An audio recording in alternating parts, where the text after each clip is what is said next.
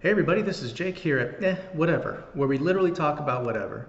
Every single video, suggestion, and title is a suggestion from either you, the YouTube viewer, or from somebody from one of my other social media accounts, such as Facebook and Snapchat and Instagram.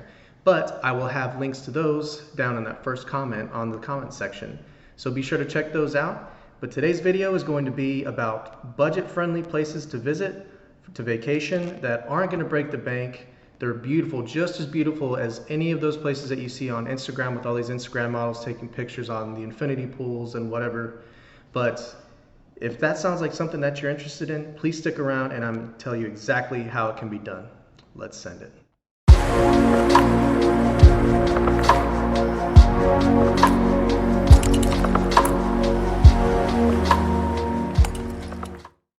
Hey everyone, this is Jake and we're talking about budget-friendly places in this video. Now I hope you're as excited about this as I am because travel has been a big thing for me ever since I joined the military and I've gotten out. I've seen almost 30 countries and they've all been amazing experiences and I just want to share them with y'all, maybe a few of them, so that way it gives you a little bit of an idea of where to go that's not going to break the bank, especially nowadays. And if you're looking for that one vacation to take with your family, or with your friend, or solo, or a loved one, or your wife, however, whatever the case may be, I hope that you can add these to your list and they'll be one of the best additions that you've ever made.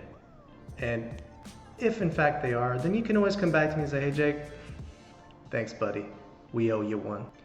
And continuing on, the first place on the list is Belize, and that's located in Central America. If you're looking on a map, it's on the southern border of Mexico and on the northern border of Guatemala. It is a little bit on the small side, but don't let its size fool you because it's got lush green forests. They've got several ruins that sit in the mainland and there's tours that go through there daily. And if you're looking for more tropical, more private kind of vacation, then there's islands that sit right on the coast. And you can take a ferry there for around $5 or so, $5 to $10, I think it depends. Or you can take a charter plane, which costs on average between $100 and $120. So that'll add on a little bit more airfare, but once you get there, the currency exchange rate's only 2 to 1.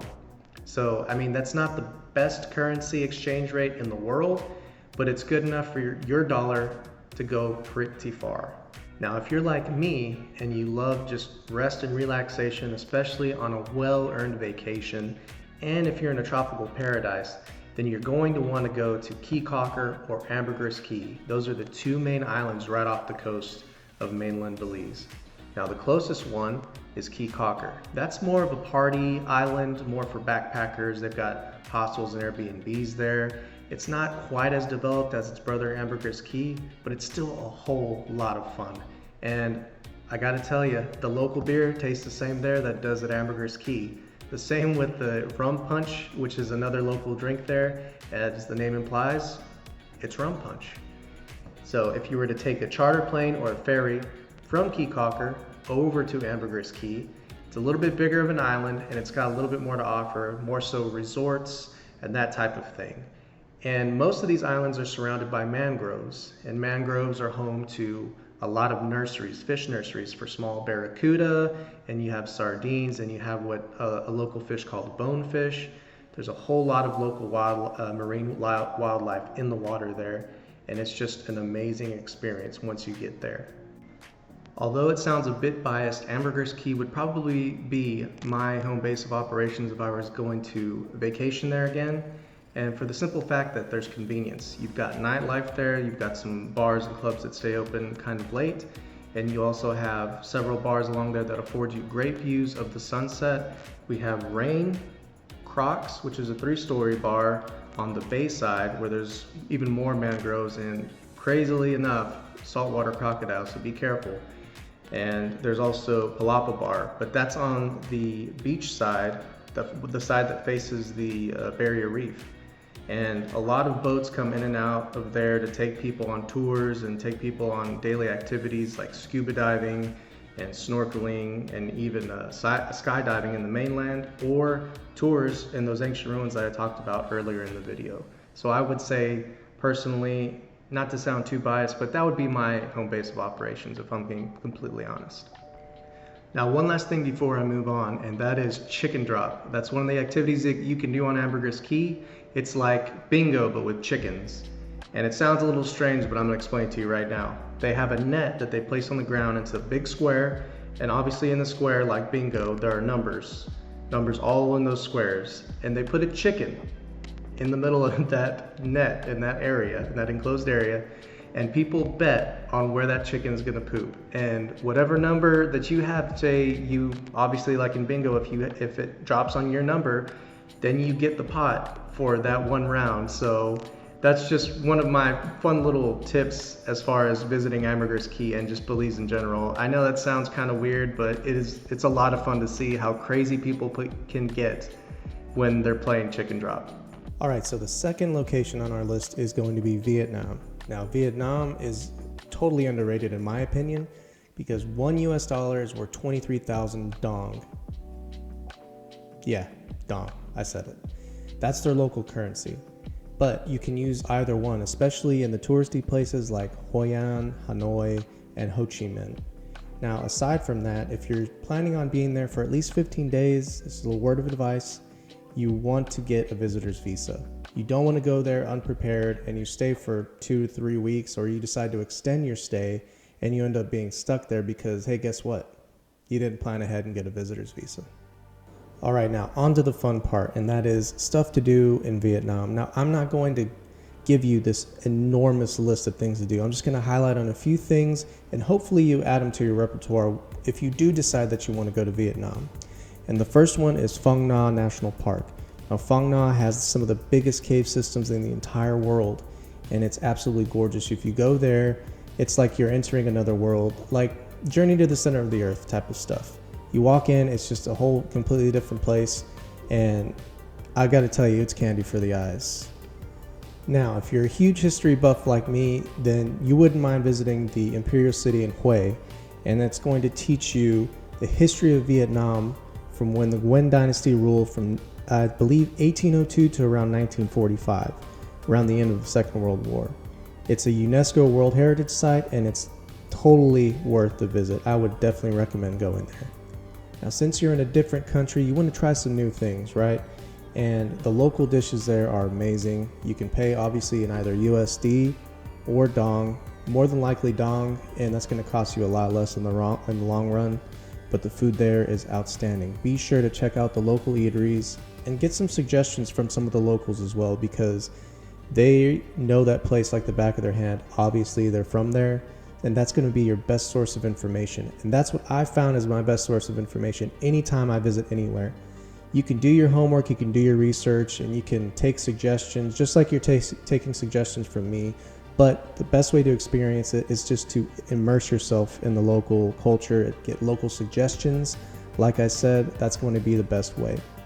Another thing that you can do, since it's an island that has beautiful beaches, you can go on a tropical getaway to some of the neighboring islands. You can go scuba diving, of course, and there's just so many things that you can do that are within arm's reach. Another thing you can do is take a day trip over to Cambodia and see Angkor Wat. I mean, there's literally an endless list, and these are just a few of the ones that I wanted to highlight for you to hopefully get you thinking and help to add to your list a little bit.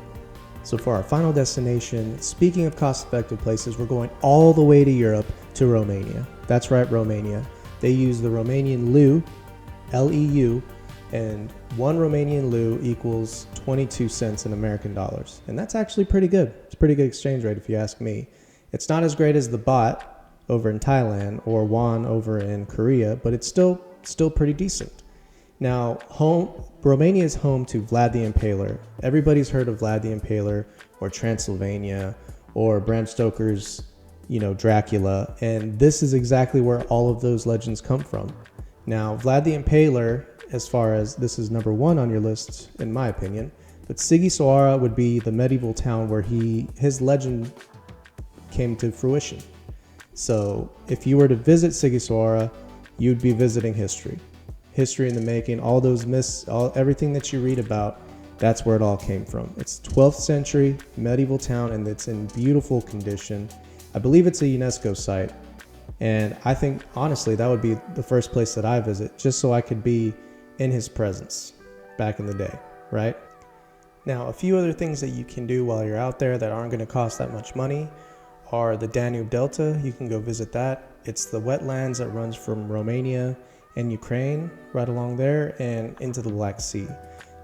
It's teeming with marine life and just wildlife in general.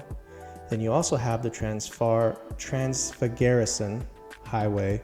It's always hard to pronounce that. But it's 56 miles extending from Wallachia all the way to Transylvania. Now, I don't know if anybody here has watched Castlevania on Netflix, but that's kind of the reference that they're making there. And that's where they got the reference, rather. Now, for my last suggestion, I would say this is probably a must to go see, and it's one of the most important landmarks, not just in Transylvania, but I think all of Romania, and that's Bran Castle. Bran Castle is believed to be Bram Stoker's novel, his inspiration for Dracula. Now, everybody knows Dracula. They've made several movies about it, and if you haven't read the novel, well, then you're behind the curve. But it was built in the late 1300s, and it was given to Queen Marie, I believe, in around 1920. And the rest after that is just history. I mean, it's outstanding. It's beautiful to look at, just like the rest of Romania in general. The architecture in the entire country is just great. So I would definitely recommend going there. That's a must-see. Now, I would recommend places to eat, but like I said, the best way to do that is to just immerse yourself in the culture and ask for suggestions while you're there. I mean, it's never going to hurt. You can never go wrong asking locals what their favorite food is. And for the most part, they're spot on. I mean, not everybody has the same tastes. Like, you may not have the same taste as they do. They may think something's great, and you may think it's, ugh, I don't know how you can eat this every day. But it does not hurt to try, and I highly suggest it. Well, that's going to do it for today's video. I really hope you enjoyed it. I really hope you take these suggestions in mind when you're planning your next vacation, possibly.